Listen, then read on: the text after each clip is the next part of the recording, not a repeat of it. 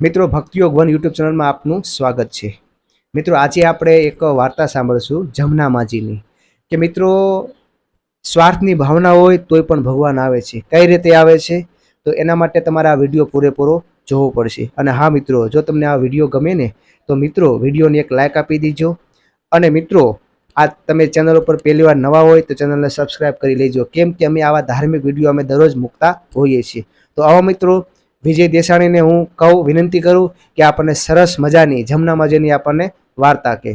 જય શ્રી કૃષ્ણ। નમસ્કાર મિત્રો, ભક્તિયોગ વન યુટ્યુબ ચેનલમાં આપનું હાર્દિક સ્વાગત છે। મિત્રો, આજે આપણે સાંભળીએ જમનામાની વાર્તા। જમના ડોશીને લોટીમાં બહુ જીવ હતો। એ એટલા કંજૂસ હતા કે ગમે જગ્યાએ વાર્તા હોય, હંજવારી કાઢતા હોય કે ઘરનું રસોઈનું કામ કરતા હોય તો એનું ધ્યાન હોય કે આ લોટી કોઈ લઈ નથી ગયું ને। વાર્તા ધ્યાન હોય કે આ લોટી ના પડી તો છે ને, જોઈ લો લે ને, એકવાર જોવા જાય ના પડી છે ને, હા એ બરાબર છે ના પડી છે। એવી રીતે ગમે કામ કરે ને તો લોટીમાં ધ્યાન એનું। તેમાં એક દિવસ બને છે કેવું મિત્રો, બાજુમાં પારાયણ બેઠી હોય છે સપ્તાહ। તો જમનામાને કેવા આવે છે બધી બાયું ગામની કે હાલો ને જમનામાં, ગામમાં પારાયણ બેઠી છે તો તમે આવો ને। તો જમનામાં કે ના ના મારે નથી આવો, તમે જાઓ, ના પાડે છે। પછી એક દિવસ વ્યા જાય છે, 2 દિવસ વ્યા જાય છે, એમ દિવસો જતા જાય છે। 5મા દિવસે કેવા આવે છે હાલો ને માં। પછી જમનામાં એમ થાય કે લેને આ લોહી પીવે છે, લેને હું જાઉં એકવાર કથા સાંભળી આવું, શું હોય છે કથામાં। તો જમનામાં કથા સાંભળવા જાય છે। એમાં બને છે એવું કે કથા કરતા છે વક્તા ચાલુ થાય છે અને કથા પૂરી થાય એ દરમિયાન બાજુમાં થાંભલા પાસે ટેકો રાખીને એક થેલી છે, થેલીમાં લોટી હોય, લોટી પડકે બાજુમાં રાખીને અને જમનામાં સૂઈ જાય છે। સૂઈ જાય છે તે કથા ચાલુ થાય તે પૂરી થાય કાલે કે સૂઈ ગયા હોય। પછી કથા પૂરી થાય પછી બાજુમાં બધે જોવે તો બધી બાયું કે હાલો કથા પૂરી જોવે ને, થેલી જોવે, થેલીમાં જોવે તો કે આ થેલીમાં તો ત્રાંબાની લોટી તો નથી।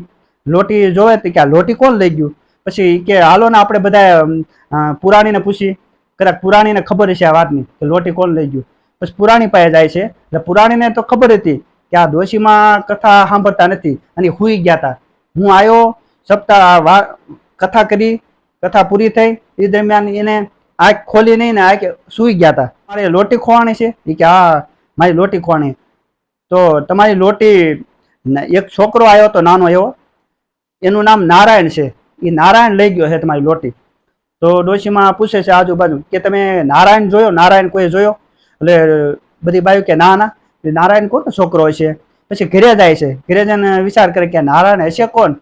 એમાં 7મા દિવસે આ બધી બાયું કહેતી હતી કે હાલો કથા સાંભળવા।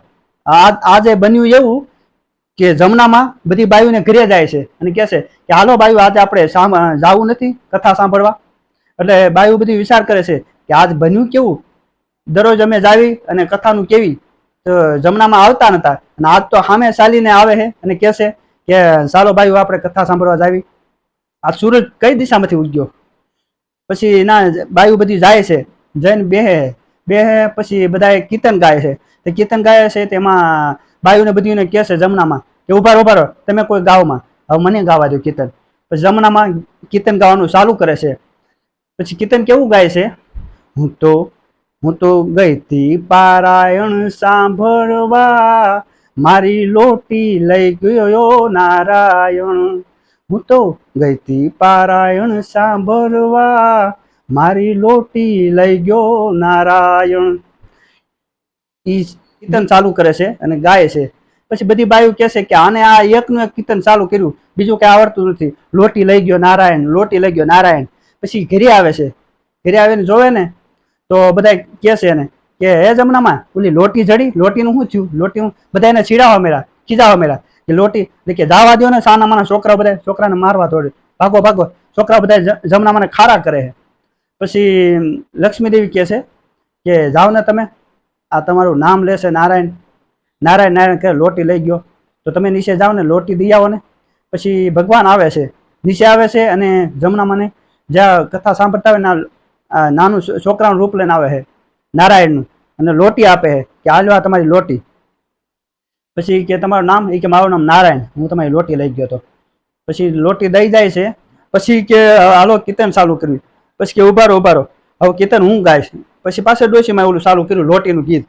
હું તો ગઈ તી પારાયણ સાંભળવા, મારી લોટી દઈ ગયો નારાયણ. હવે લઈ ગયો ની જગ્યાએ દઈ ગયો ગાવાનું ચાલુ કરે. હું તો ગઈ તી પારાયણ સાંભળવા, મારી લોટી દઈ ગયો નારાયણ. પછી લોટી એને આપી દેશે. પછી ઘરે વ્યા જાય છે.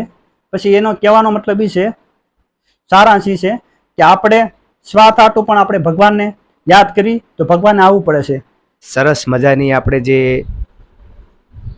વાત સાંભળી વિજયભાઈ દેસાણી પાસેથી કે મિત્રો આ સમયમાં કળિયુગમાં કે માણસ ઘણીવાર કહેતા હોય છે કે અત્યારે માણસ સ્વાર્થી થઈ ગયો છે એટલે ભગવાન નથી આવતા, પણ એવું નથી મિત્રો. આપણે જે સમજવી છે તે આપણે પૂરું આપણે અધૂરું આપણી પાસે જ્ઞાન હોય છે એટલે, અને કહેવાય છે ને કે અધૂરું ઘડું હોય ને વધારે છલકાય, એવું નથી મિત્રો. તમે સ્વાર્થની ભાવના રાખો અને ભગવાનની તમે ભક્તિ કરો ને તો પણ મિત્રો ભગવાન આવે છે. આ તમે મિત્રો જે વાર્તા સાંભળી, હવે જે આ જમના માજી રહ્યા એને ભગવાન સાથે કાંઈ લેવા દેવા હતી નહીં. એ ભગવાનને કાંઈ માનતા નહોતા, એને લોટી હારે મતલબ હતો. જે જગ્યાએ જાય 24 કલાક લોટીના વિચાર આવે, લોટી ભેગી હોય, કોઈ ચોરી તો ગયો નથી ને કોઈ પણ ઘરના કામકાજ કરે એ જ વિચાર હોય કે લોટી કોઈ લઈ નથી ગયું ને, બરોબર. અને લોટીમાં જીવ હતો, પણ વિચાર કરો મિત્રો કે એની જગ્યાએ એનો જીવ ભગવાનમાં હોય તો એને ભગવત પ્રાપ્તિ જલ્દી થઈ જાય.